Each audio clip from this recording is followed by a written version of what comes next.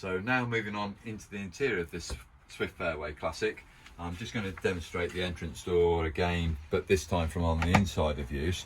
So to lock the door, you just pull it firmly in. And if you want to retain the lock itself, just raise this handle up and you get two additional bolts that shoot across, give you added protection.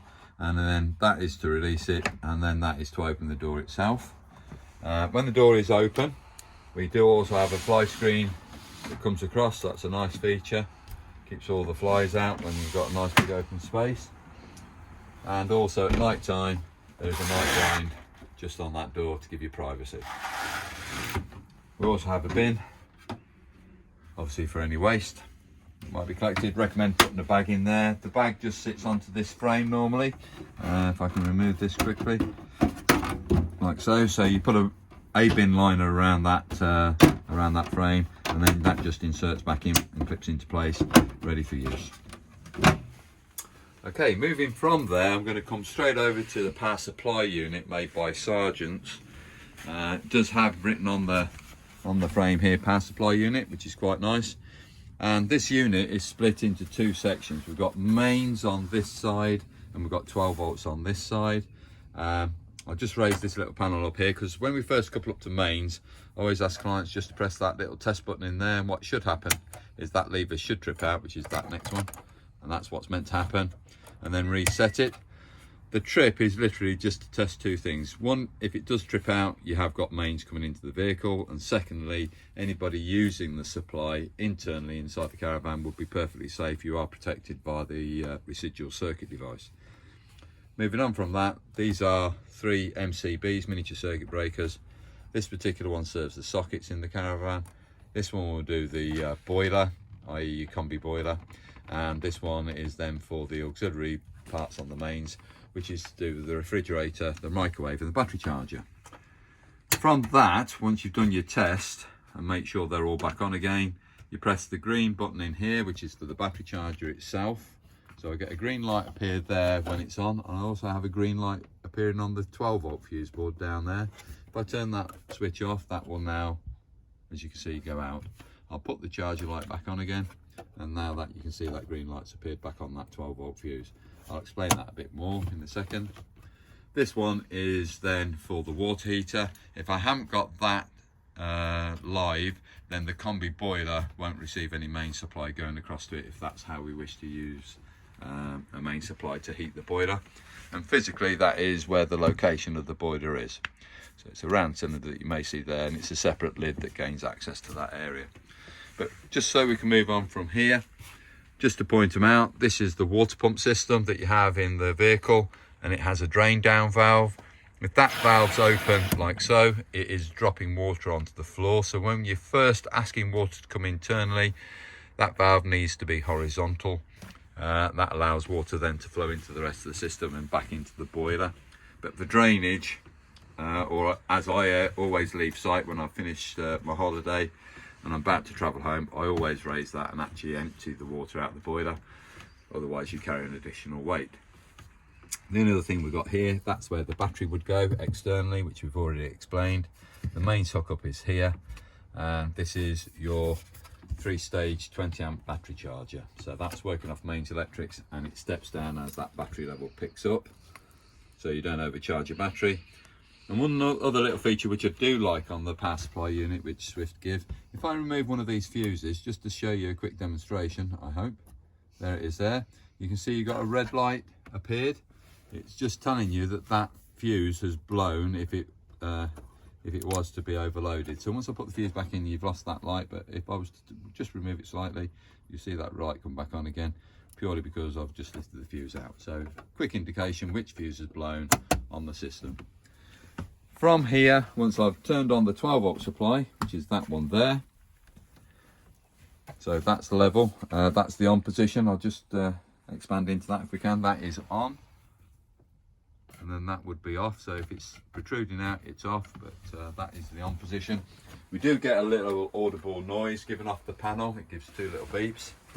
And then we're coming across to what is now the very latest panel provided by Swift. This is the on-off switch.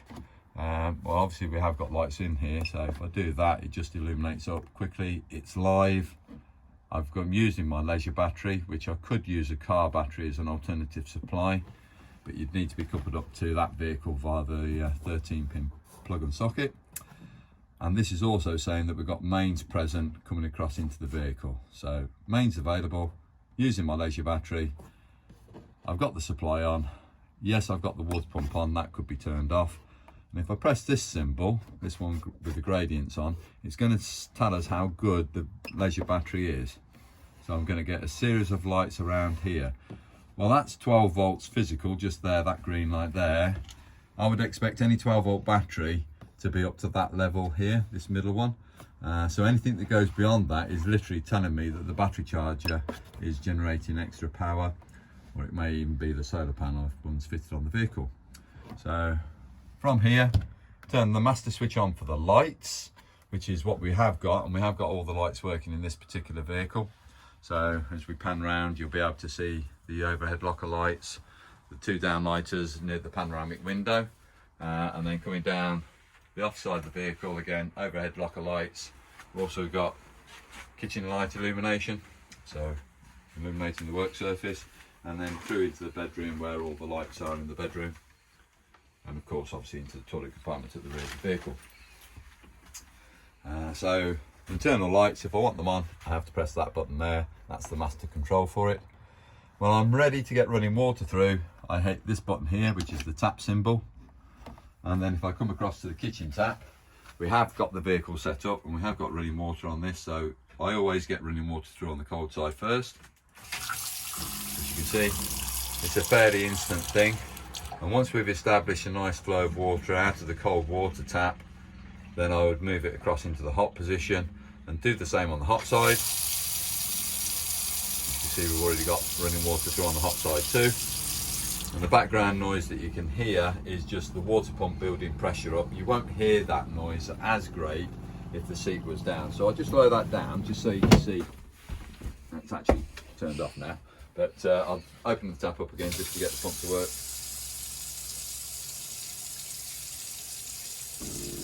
There it is there, just cutting in the background. It is a lot quieter with the cushion in place, but we haven't got all the cushions there yet. Okay, so establish running water through on the cold tap and on the hot tap. Once you've done the water through both sides, your boiler then is full. You only turn the boiler on. In this particular case, it's a Truma system that we're using on the Classic range. So you only turn the boiler on when the water system's full, and that is the on-off switch for the system, but I'm not going to go through this particular panel right now, as there will be further videos made by manufacturers and ourselves which will explain that in detail, in greater detail. So watch those videos on that one. But moving now rearward, or let me just finish off on this panel. I've got one more switch to demonstrate. It's just this external awning light. So if I hit that button there and I get the green light on, I'll just put my hand outside, or you can see it on the door frame itself. You can see the awning light working externally. So that's one of the controls for the awning light. Another way you can operate the awning light is via the alarm system, and they provide us 2 of these key fobs. The very first button at the top is just for a quick illumination of the light. As you're approaching the caravan, you can just illuminate the little door lock up should you need to. The second button down from the top is the on-off switch for the alarm system, also made by Truma. Sorry, not Truma, by Sargent's. And then the third button down is an independent way that we can operate the awning light from the key fob as we're approaching the vehicle. When I arm or disarm the alarm, which is the second button down, as I say, you either get 1 beep for arm, as you can hear, and 2 beeps for disarm.